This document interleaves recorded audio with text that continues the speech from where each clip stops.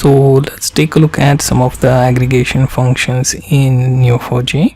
So we are going to take a look at min function. So min function will try to return the minimum value from the available set of nodes that we wish to return.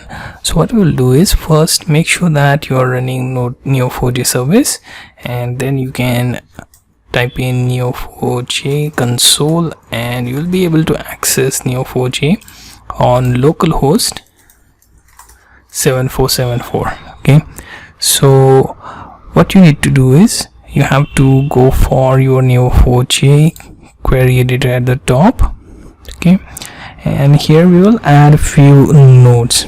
Okay, so I'm going to add two nodes from two different departments, so I'm gonna type that.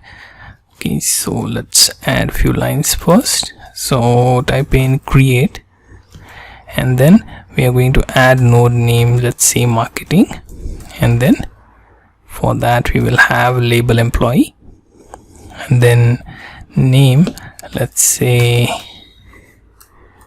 Mahesh, or you can even go with any other localized name that you have, let's say James, and then salary, let's say 2400, and year 2020.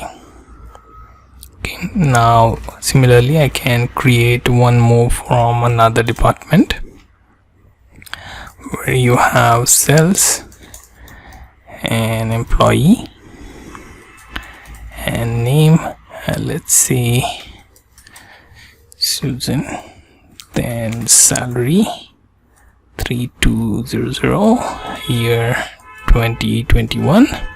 Okay, now I'm going to push these two nodes.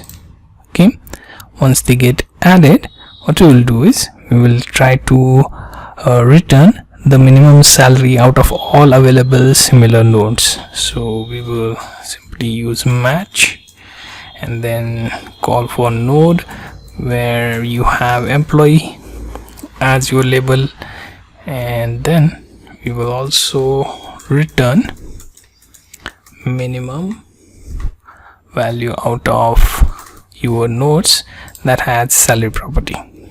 Okay, now let's run this, and here you see minimum salary out of all those nodes that you have is 1200.